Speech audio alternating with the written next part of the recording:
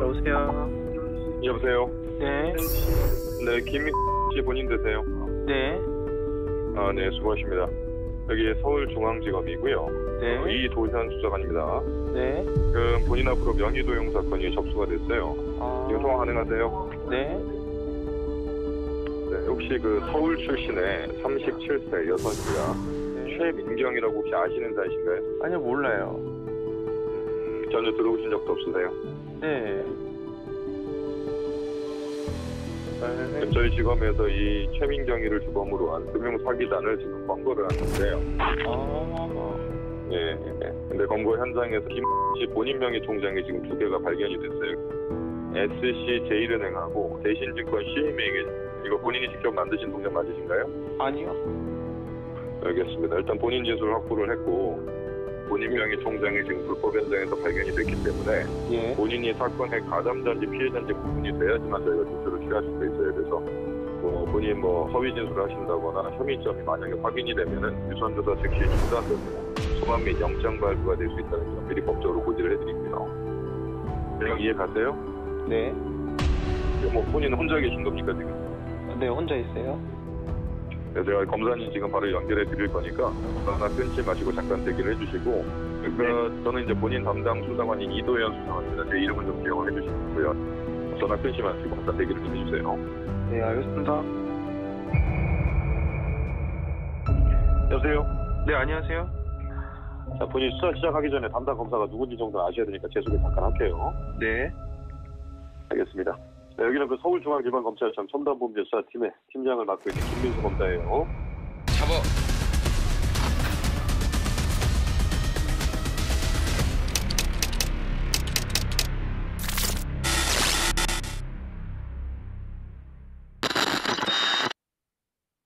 시작. 생일 축하합니다. 호호. 생일 축하합니다. 호호. 사랑하는 호빈짱. 따뜻한 봄 되면 광주로 가서 거기서 이제 공부 더 하고 그쪽으로 이제 취업할 생각을 갖고 있었는데 항상 뭘 하겠다 그 계획이 있었는데 그럴 일이 전혀 없었죠.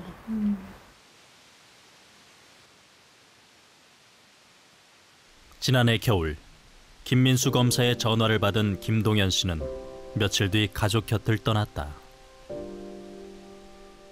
종자기사 1차도 합격했었고 이제 그런 쪽으로 이렇게 자격증도 좀 따고 뭐 취업 관련 자격증 많이 땄었어요. 컴퓨터 관련 자격증도 많이 있고 보니까 뭐 토익 공부도 하고 있었고 그 시험 보려고 경력도 쌓았어요. 경력직 보려고 이제 시험 공부만 이제 열심히 하면 됐는데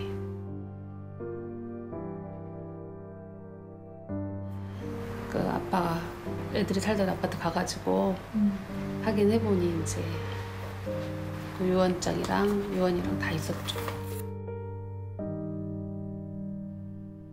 아들은 마지막 순간까지도 자신이 보이스피싱의 피해자라는 사실을 모르고 있었다. 아빠 이거 가지고 경찰서로 갔죠. 그 밤에 한 12시 장례식장에서 이제 이따 가가지고 경찰서에서 이제 이거 내고 돌아와서는 핸드폰 갖다 주면 보이스피싱이라고 바로 얘기하더라고요. 보이스피싱이라고.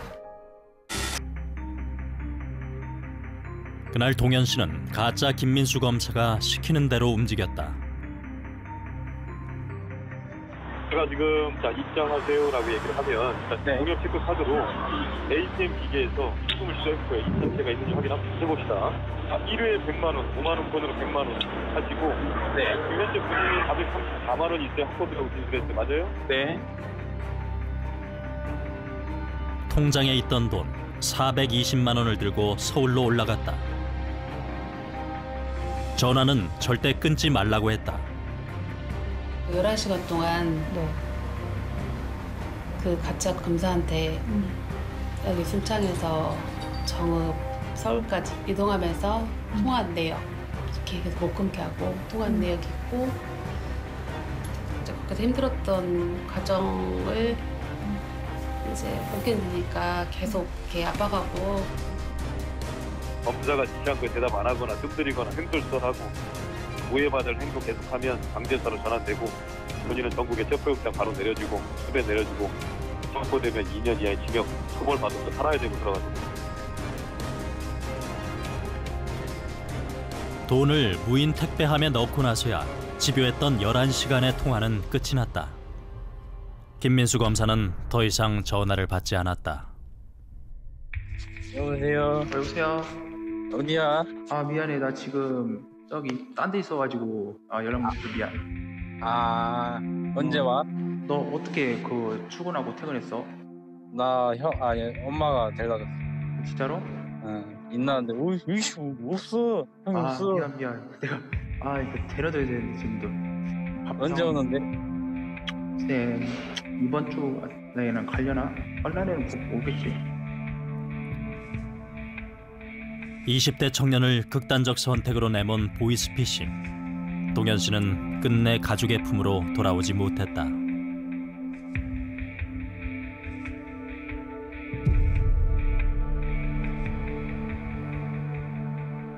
대기업에 다니던 회사원도 낯선 전화에 당했다. 네, 여보세요? 네, 안녕하십니까. 서울중앙지검 합동수사본부 이민경 수사관입니다.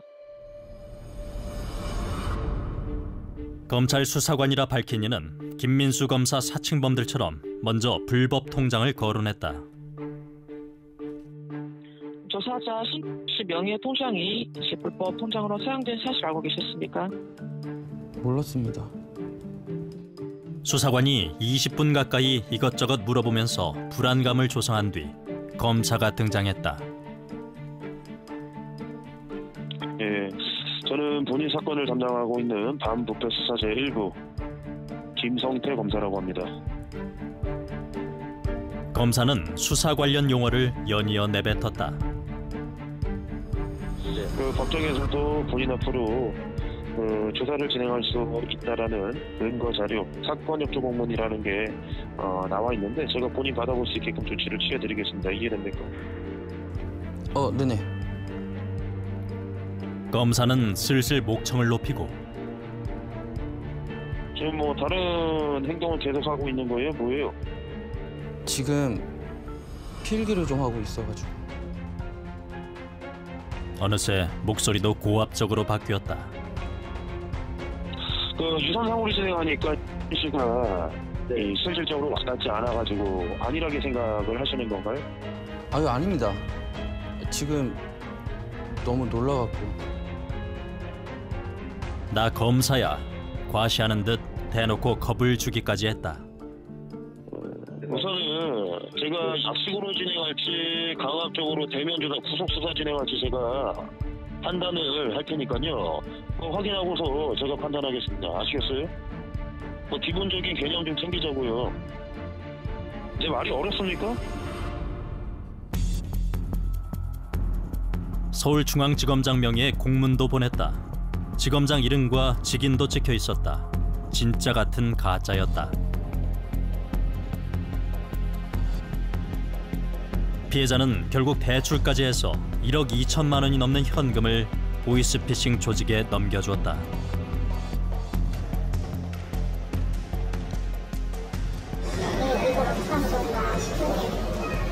서서히 이런 충격에서 벗어나려면 최소한 5년은 걸릴 거고 또 경제적으로도 조금 회복이 돼야 그나마 이제 웃으면서 정상적인 생활을 할 텐데. 악마의 목소리 보이스피싱은 크게 두 종류다. 검찰입니다로 대표되는 기관 사칭형과 서울중앙지방검찰청 첨단범죄수사 1부 1팀의 김태진 수사관입니다. 네네. 은행입니다로 대표되는 대출 사기형이 있다. 예, 안녕하세요. 저희 하나캐피탈 좀 들었습니다. 이들은 어떤 이야기로 사람들을 속이고 있을까? 취재진은 대화 내용을 바탕으로 데이터 분석을 해보기로 했다. 사기범들의 음성이 공개돼 있는 금감원 보이스피싱 지킴이 사이트를 기준으로 했다. 검사 정우석입니다. 여보세요? 안녕하세요, 고객님 김정현 대리입니다. 아, 네, 대리님. 첨단 범죄 수사 1팀 이태수 검사라고 하고요. 네네. BNK 캐피탈 채권 S팀 최용 과장입니다.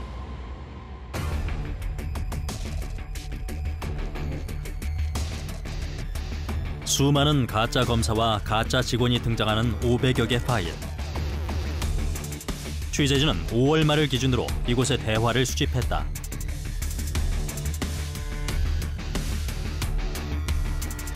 한 달여의 작업 끝에 모두 120만 자 분량, 200자 원고지로 6,000매 분량의 보이스피싱 대화 내용을 분석할 수 있었다.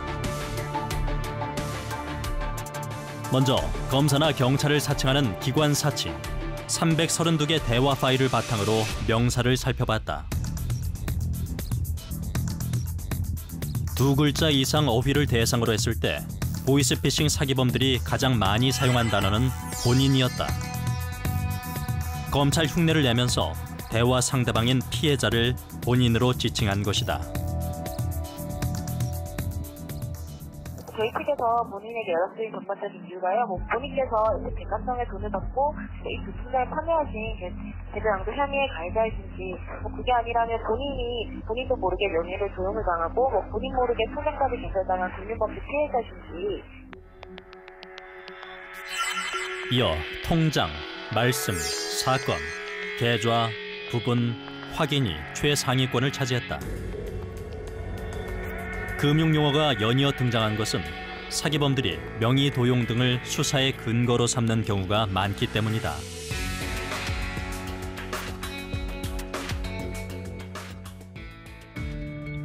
본인 명의의 통장이 이 대포 통장으로 개설되어 범죄에 사용된 사실을 알고 계셨습니까? 아니요, 몰랐어요. 네, 먼저 이제 그 본인 통장이 불법적으로 사용이 되었기 때문에 사건 결을 간단히 말씀드리면요. 네. 법률이나 금융범죄 관련 용어들도 집중적으로 사용됐다. 조사, 피해자, 명의, 수사, 불법, 녹취, 진술, 검거 등 단어만 놓고 보면 마치 공소장의 한 부분을 보는 것 같다. 처음 받는 일반인들 입장에서는 상당히 전문적인 용어와 수사 용어들이 섞여 있기 때문에 진짜로 믿게 되는 경우들이 많은 것 같습니다. 사람들이 일반인들이 사실 수사기관에 처벌을 받는다거나 이런 경우를 접해보기는 힘들 거거든요. 그래서 그런 얘기를 듣는 순간 바로 겁을 먹고 그들의 이야기에 귀를 기울이고 하라는 대로 하게 되는 거죠. 심리적인 요인을 많이 이용하게 되는 것 같습니다. 돈 빌려드린다는 대출 사기는 많이 사용되는 어휘가 크게 달라진다. 분석 대상 158개 파일을 확인한 결과 고객님이 가장 많이 등장했다. 자 그러면 고객님. 네? 고객님께서 그럼 얼마까지 가능하신데? 왜 무리를 하는 거죠? 제가 봤을 때는 오히려 고객님한테는 이득인데. 뒤를 이어 대출 업무와 관련된 단어들이 잇따라 나왔다. 실제 금융사 직원처럼 보이는 게 사기범들의 1차 목적이기 때문이다.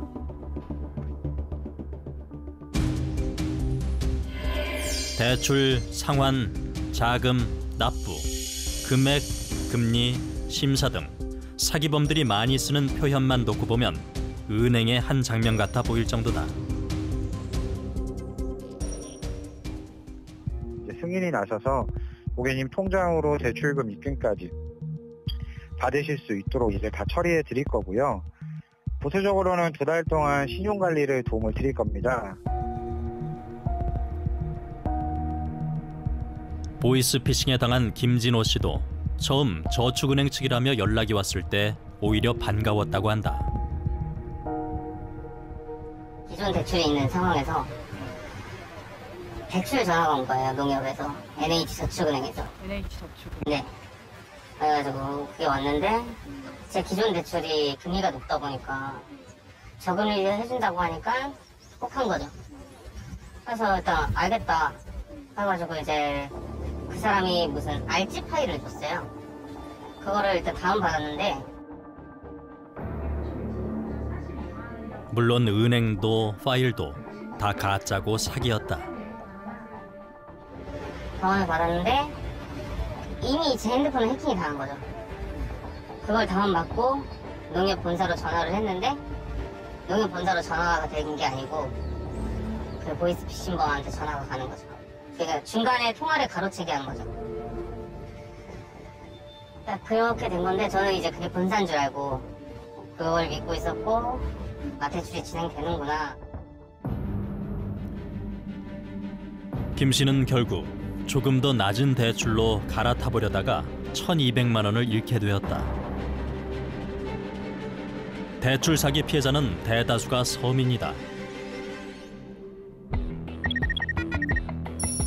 지난해까지 신용도 평가 기준으로 사용됐던 신용 등급으로 봤을 때 일반인 가운데 7에서 10등급인 사람들이 9.5%에 지나지 않았지만 대출 사기 피해자의 경우 이들이 절반 이상인 58.8%를 차지했다. 옛날 그 신용등급 7등급 이하 분들은 사실은 저축은행도 이용하기 어려운 분들이다 보니까 생활고에 시달리고 뭐 돈은 필요하고 하다 보니까 약간은 의심스럽지만 믿고 싶은 심리, 믿고 싶어요. 돈을 빌리고 싶은 그 욕구가 더 크기 때문에 거기에 말려들게 되는 꼴이죠. 지난해 문재인 대통령은 이런 보이스피싱을 민생침해 범죄라고 강조하기도 했다. 오늘 회의에서는 불법 사금융과 보이스피싱, 사이버 도박과 사기범죄 같은 민생침해 범죄와 디지털 경제의 확산으로 새롭게 대두되는 불공정 행위 대처 방안에 대해 논의합니다. 코로나 극복을 위해 매우 시적절한 어제라고 생각합니다. 경제가 어려워질수록 민생 침해 범죄와 사행성 범죄가 증가할 수 있습니다. 초기부터 강력하게 대응해주기 바랍니다. 그렇다면 보이스피싱은 줄었을까?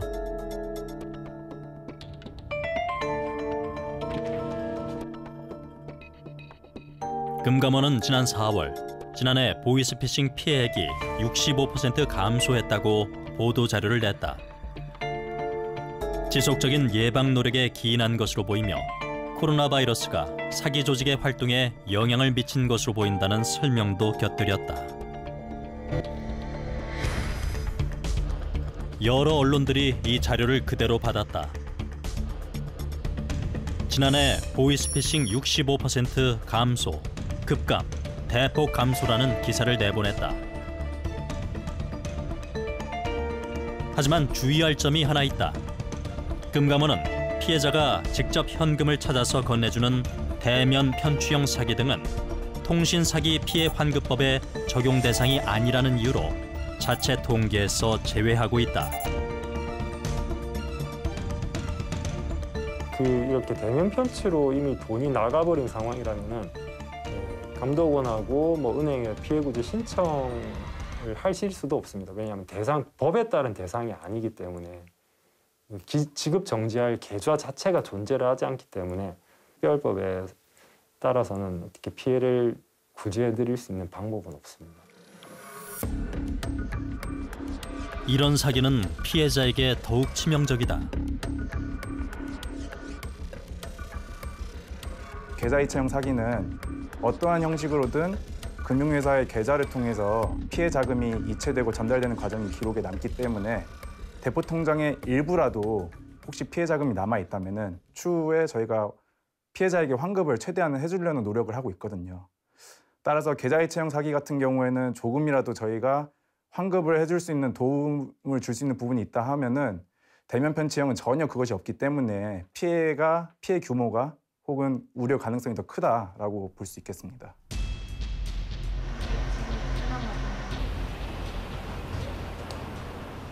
취재진은 경찰청에 정보 공개 청구를 했다.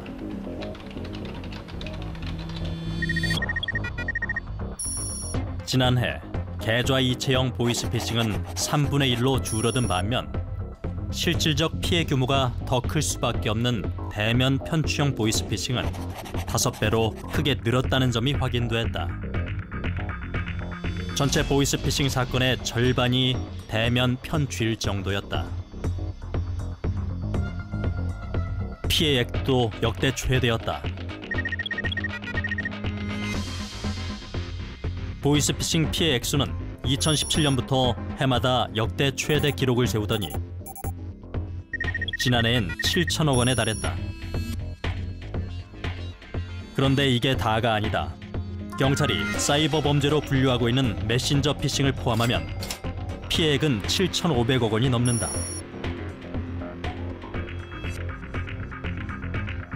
발생 건수는 2020년 3만 1천여 건, 메신저 피싱까지 더하면 4만 4천여 건에 이른다.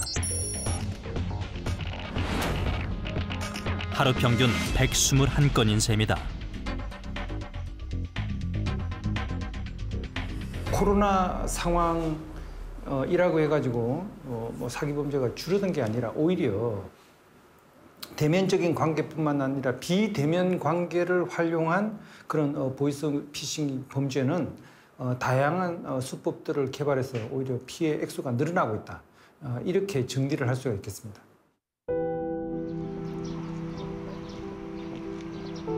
회사원 최영준 씨도 이렇게 사기를 당했다. 그가 인터넷 전문 은행으로부터 연락을 받은 때는 올해 초. 제가 이게 약간 대출이 있는 데서 거기 그 어떤 게 있냐면 내가 대출인 거 약간 1점 몇 %라도 좀 약간 대출을 낮추면 이자를 좀 아끼면 어쨌든 애들 교육비는 좀이라도 낮잖아요. 그거 생각 때문에 했다가 진짜 어떻게 보면 엮인 거죠. 대출 상담은 카카오톡으로 진행됐고 은행 측은 일 처리에 필요하다며 애플리케이션을 설치하게 했다. 지금 생각하면 스마트폰을 캐치하고 의심을 해봤어야 되는데 그걸 안 믿고 그러냐고 하면서 예 하고 어플 깔아서 깔고 하면서 앱이 설치된 뒤에는 최 씨가 은행 측에 전화를 해도 보이스피싱 조직원들이 전화를 가로챘다.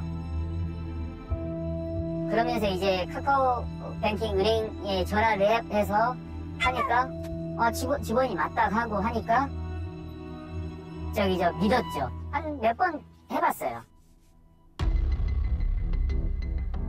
대출이 잘 되는 것 같더니 어느 순간 조직원들은 금융거래법 위반이다, 신용에 문제가 생겼다며 최 씨를 공황 상태에 빠뜨렸다. 신용에 대해 문제가 된 적 한 번도 전 없었거든요. 신용이 문제라니까 거기 하니까 이게 돈을 떼가지고 보내주고 확인서 보내주고. 보이스피싱 조직원들은 최 씨가 은행에서 얘기할 대사까지 미리 준비해 놓을 정도로 치밀했다. 기가 막히게 그 사람들 제일 처음에 돈 뺄 때 어떤 얘기까지 했냐면 은행 가실 때 보이스피싱 오해하니까 돈을 이제 1000만 원 이상 안 정해주잖아요. 혹시 뭐라고 하냐면 뭐 벤츠를 현찰 주고 산다고 하니 그렇게 얘기해라. 최 씨는 결국 1억 원이 넘는 돈을 잃었다. 본인들이 당해보지 않으라. 누구든 당할 수 있다.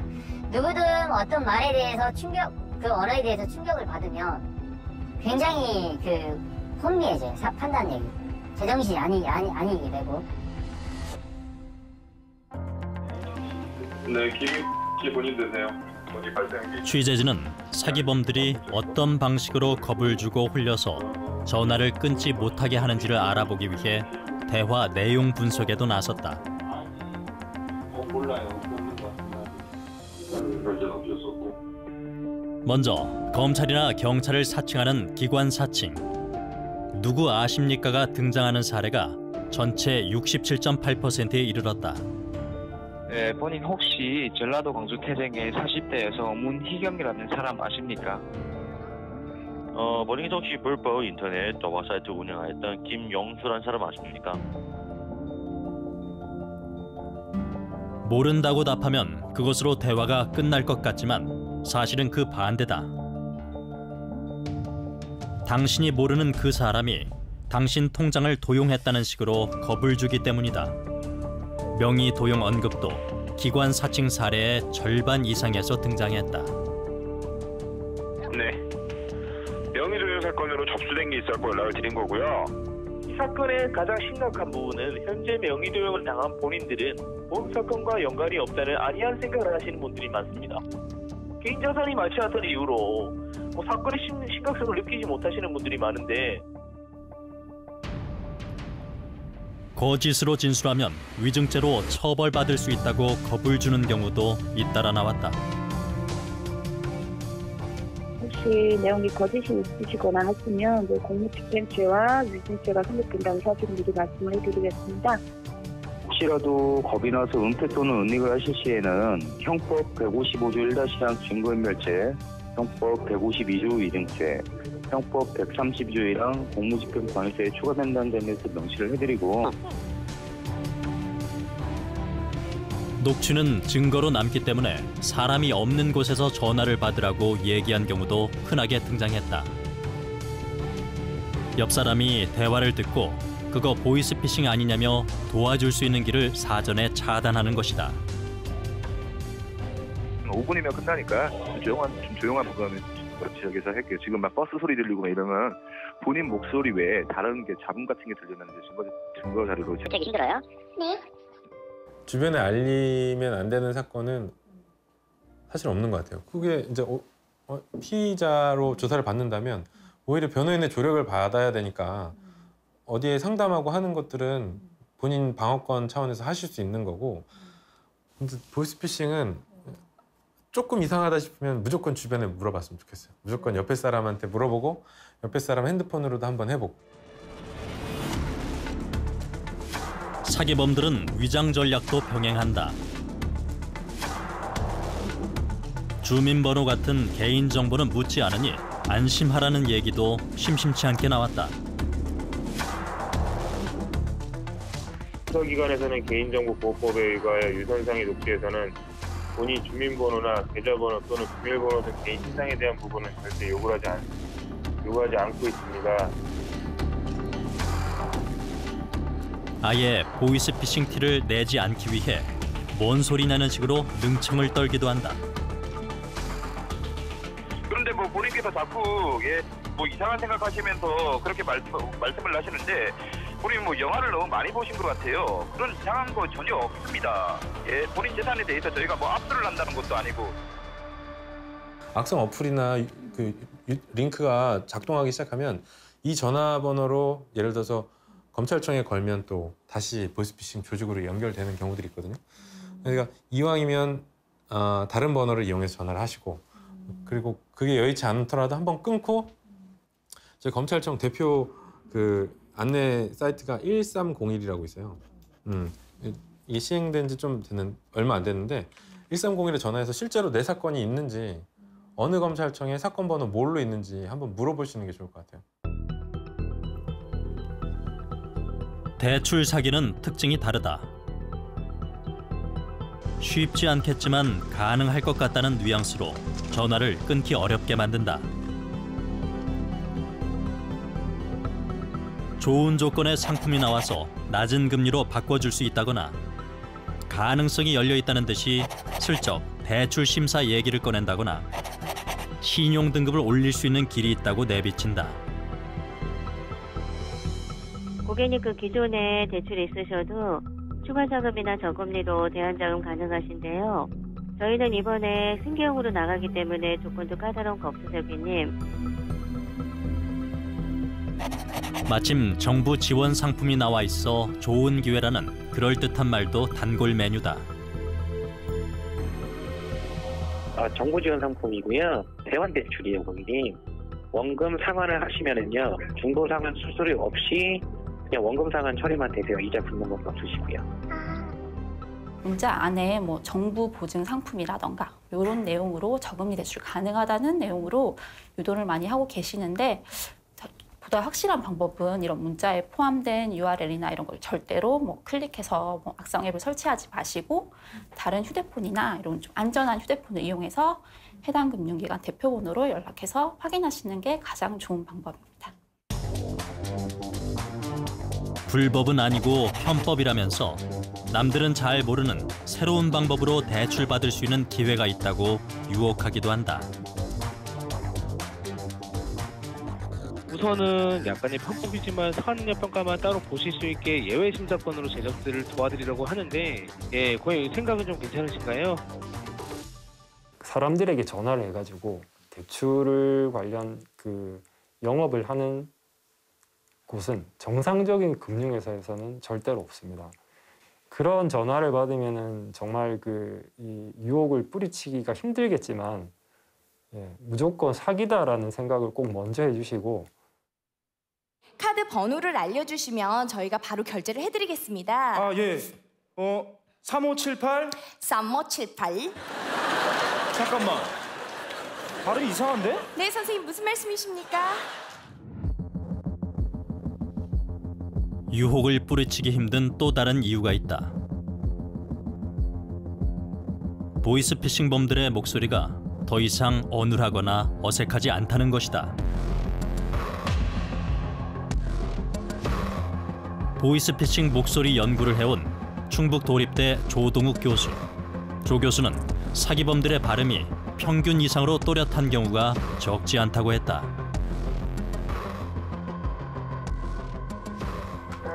그러면 신한 선생님 혹시 두 개가 있으시다고 하셨는데 하나는 휴먼이라고 말씀해 주셨잖아요. 네, 그리고 하나는 어떻게 되시는 거죠? 성대 떨림이 얼마나 규칙적이냐. 그러니까 저 수치가 높으면 그만큼 불규칙하다는 거예요. 이게. 그런데 지금 2.0 아래로 나오고 또 음성에 실리는 에너지 이제 그 힘을 실을 때 음성이 이것도 굉장히 규칙적으로 잘 싣고 있고 그다음 얼마나 조화스럽게 들리느냐 그런 부분도 굉장히 높은 수치를 보이고 있어요. 그럼 요게 이제 우리 귀에는 또렷한 발음으로 들리거든요. 그런 또렷한 발음으로 들으면 그 사람이 하는 말을 믿는 거예요. 사실 거짓말식은 빠박거리잖아요. 이렇게 또렷하게 발음을 할 수가 없잖아요. 조 교수는 목소리만 듣고서 보이스피싱인지 아닌지를 파악한다는 것은 이제 어렵게 됐다고 단언했다. 그런데 지금 보이스피싱 목소리를 들어보면 전문 용어에 대한 발음도 물론 그 해당 분야 전문가처럼 그렇게 뛰어나지는 않지만 다른 단어들하고 비교했을 때도 발음의 정확성이 떨어지지는 않아요. 그러니까 옛날처럼 소리 들어보고 아예 보이스피싱이다 감 못 잡습니다.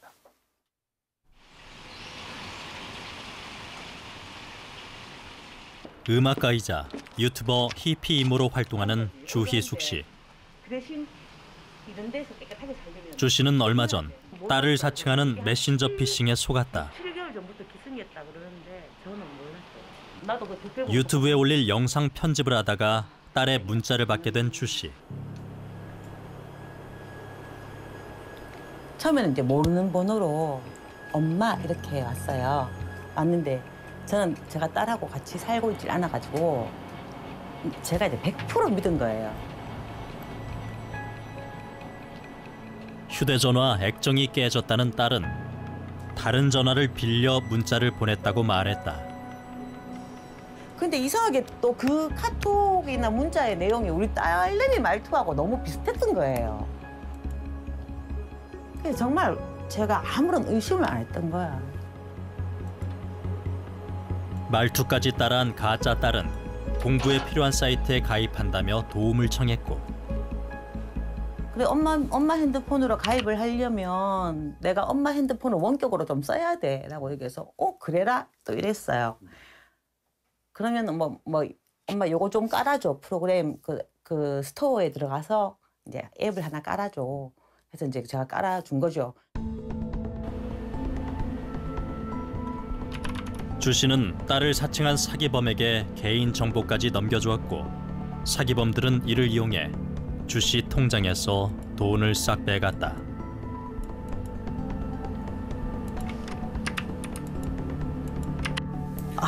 해서 그 잃으신 금액이 어느 정도? 3,714만 원이었어요. 저도 경각심이 조금 있는 편이었는데 상황이 내가 막 정신없이 바쁜 상황에서 내가 의심을 전혀 안 했다는 무슨 홀리듯이 이렇게 당한 것 같아요. 근데 내가 당해보니까 아 이게 누구라도 어떤 이 상황이 맞아떨어지고 정신없는 상황에서는 방심하고 정말 순식간에 이렇게 될 수 있겠다라는 생각이 들더라고요. 보이스피싱 사기범들은 얼마나 검거되고 있을까? 취재진은 정보 공개 청구로 피의자의 역할별 검거 현황 자료를 입수했다. 이제 잡아야지. 잡았다.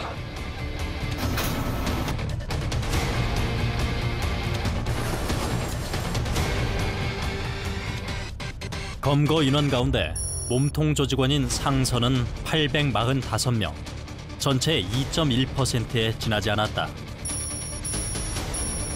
검거 인원의 절대 다수는 하부 조직원과 계좌 명의인 등 말단 조직원들이었다.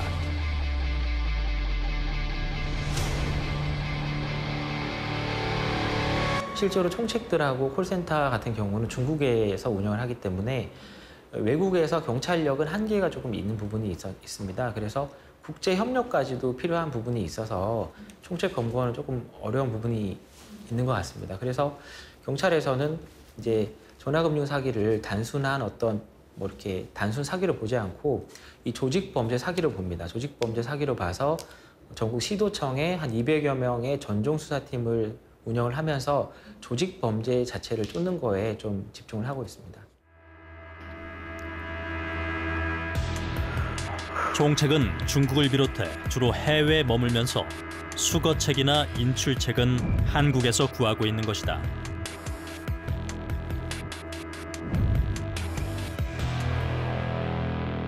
이 수거책 같은 경우에는 정말 1일 알바비 버는 정도입니다. 1일 알바를 할 정도의 지금 현재 아르바이트가 급한 분들, 이런 분들이 연루되는 것이기 때문에 사실 아주 일반인이죠. 미혼모나 아니면 당장 얼마 전에 실직하신 분들, 취업을 구직 활동을 하고 있는데 그 틈을 이용해서 조금 아르바이트를 해보겠다 이러신 분들도 많고 일반인들이 굉장히 많이 연루가 되고 있습니다.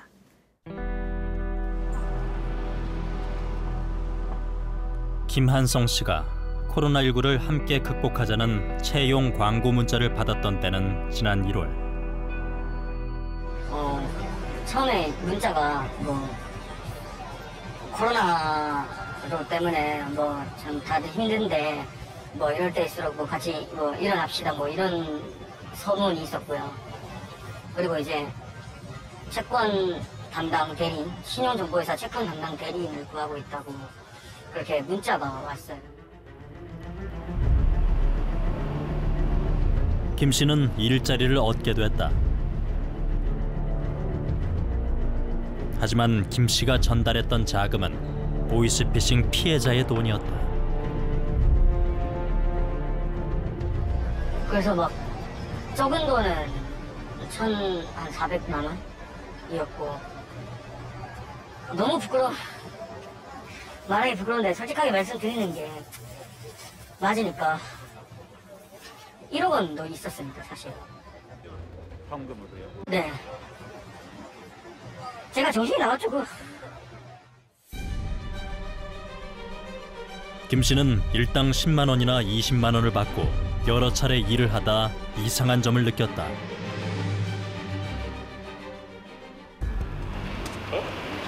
단기 알바 하루 일당 20만 원?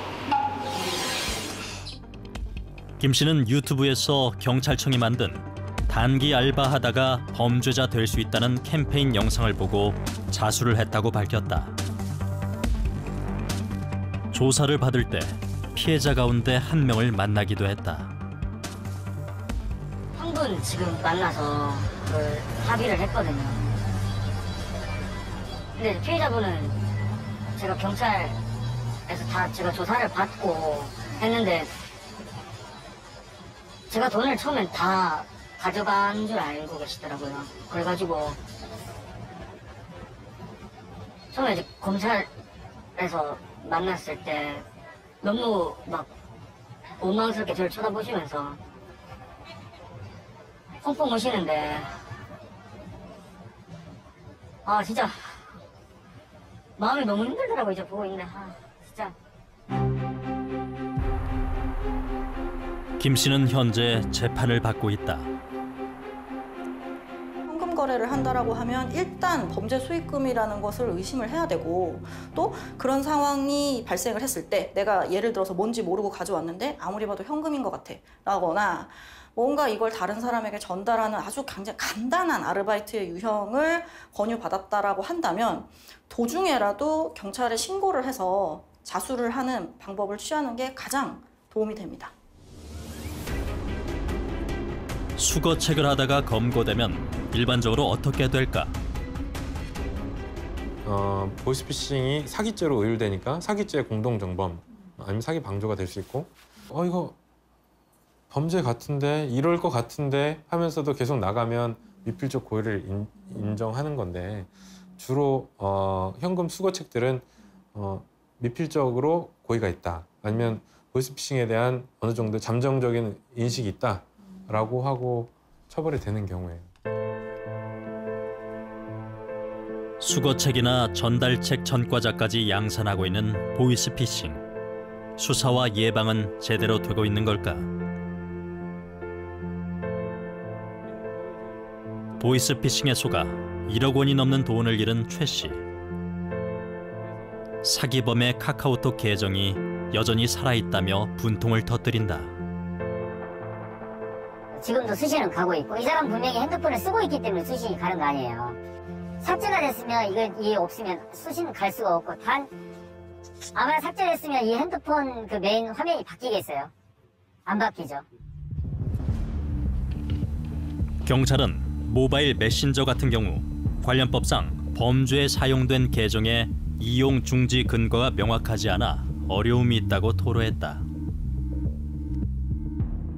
법상으로 뭐를 정지하고 이런 부분을 어떤 뭐 새로운 신변종을 100% 사실은 규정하는 거는 그 어떤 범죄 수법이 자꾸 변하기 때문에 쉽지는 않습니다. 그래서 통신사들하고 말씀하신 그런 SNS 회사들하고 저희가 개별적으로 협의를 합니다. 협의를 해서 그런 부분도 경찰에서 이 범죄에 이용됐다고 하면 이제 정지하거나 조치할 수 있는 걸 지금 협의 중에 있습니다.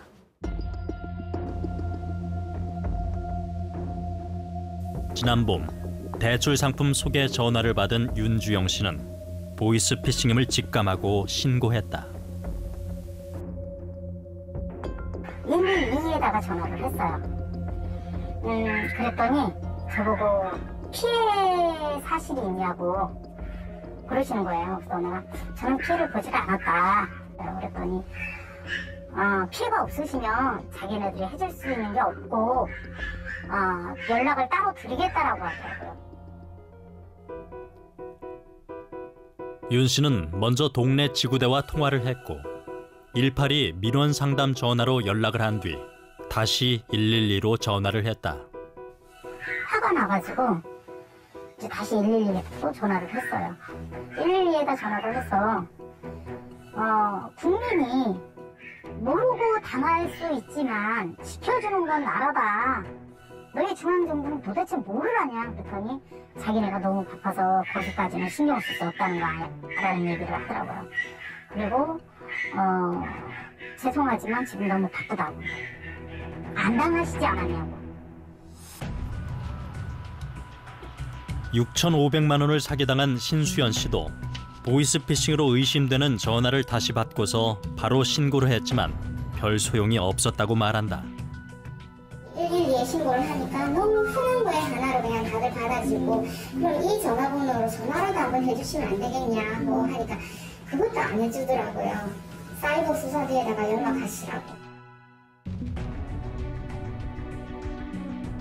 경찰은 보이스피싱 신고가 들어오면 미수범에 대한 수사를 진행할 수는 있으나 일반적으로 전화보다는 우편이나 방문 접수를 안내하고 있다고 밝혔다. 시민 입장에서는 간편 신고가 쉽지 않은 것이다. 전화번호 관리도 문제다. 지난해 감사원은 대면 편취, 절도형 보이스피싱 193건을 살펴본 결과 범죄가 발생했는데도 전화번호 이용 중지 조치를 내리지 않아 추가 피해가 발생한 경우가 25건, 피해액은 3억 7천여만 원에 이르렀다고 밝혔다.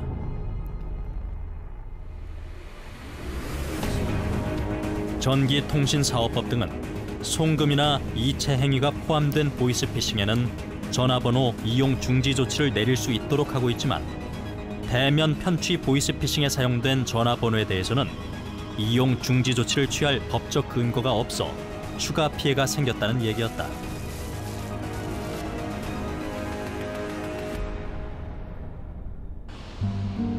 (1년이) 지난 지금 현실은 어떨까? 사실상 그대로다.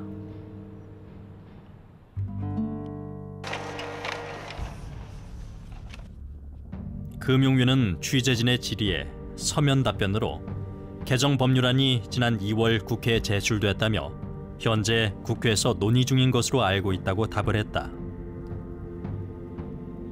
1년이 되도록 제도 개선이 이루어지지 않고 있는 것이다. 그러니까 본 검사 믿고, 본 검사도 본인 믿고 잘해서 오늘 마무리 짓자고요, 빨리. 본 검사도 빨리 퇴근해야 될 거 아니야. 이거 수사가 오래 걸리면 퇴근 못 타요. 밤새 본인 조사 진행해야 돼, 48시간 동안 검찰청에서. 이틀 동안 본 검사도 밤새 가면서 본인하고 조사를 진행해야 된다고. 정부 기관 등이 모인 방지대책협의회가 제 기능을 다하고 있는지도 의문이다.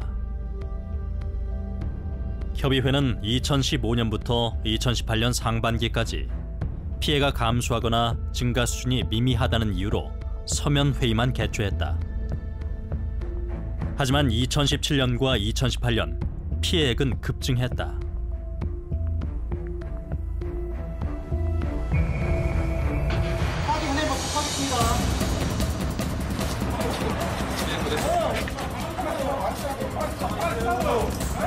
경찰이 보이스피싱 조직원을 검거하고 있다.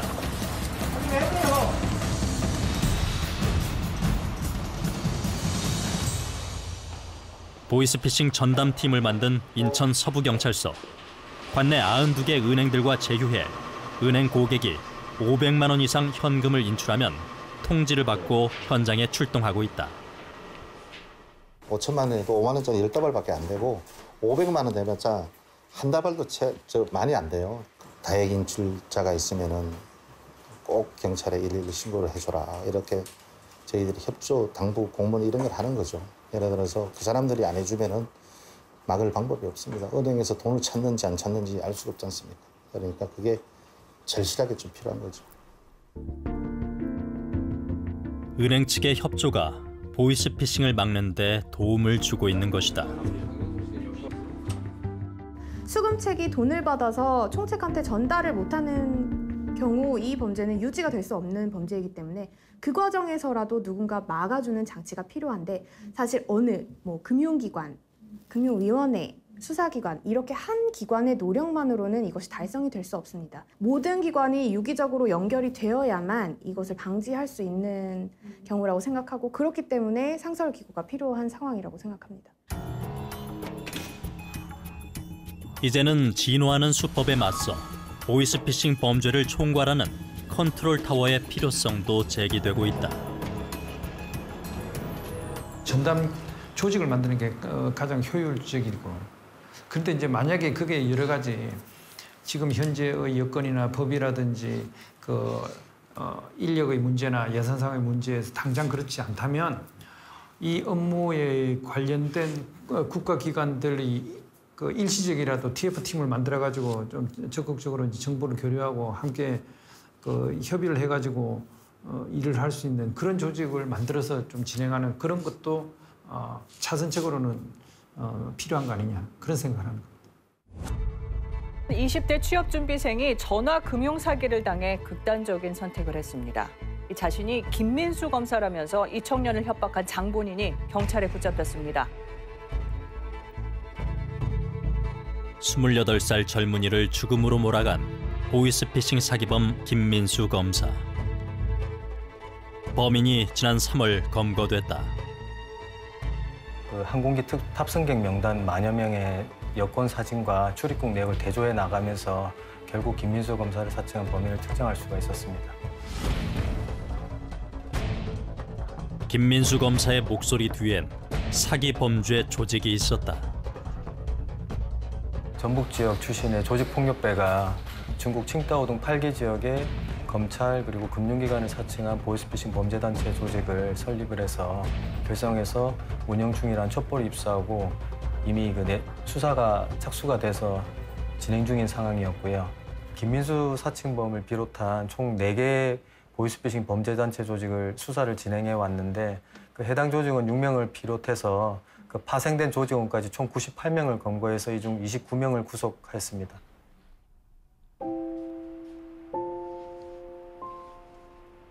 가짜 김민수 검사가 처음으로 법정에 서는 날, 어머니는 아들의 영정 사진을 챙겼다.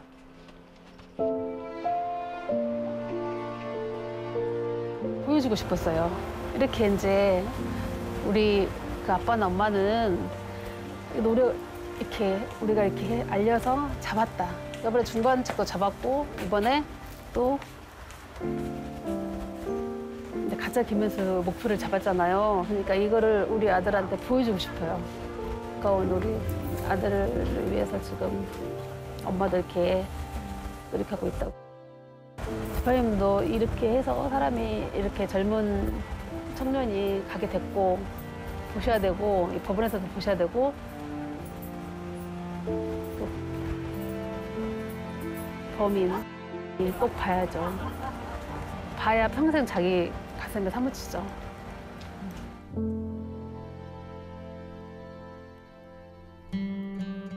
가짜 김민수 검사는 재판에서 혐의를 인정했다. 그는 방청석에 있던 동현 씨 어머니를 한 번도 쳐다보지 않았다.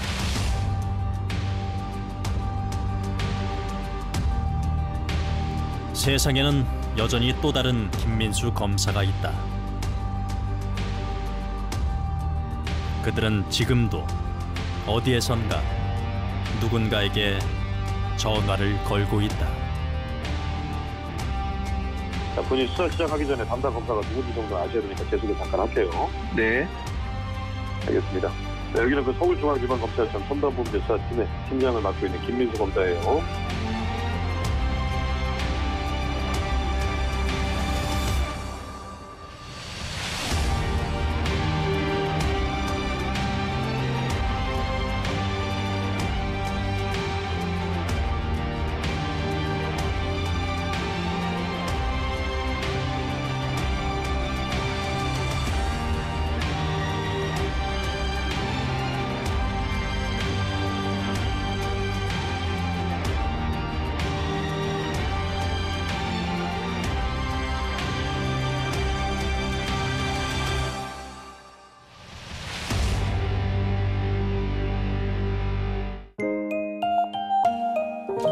KBS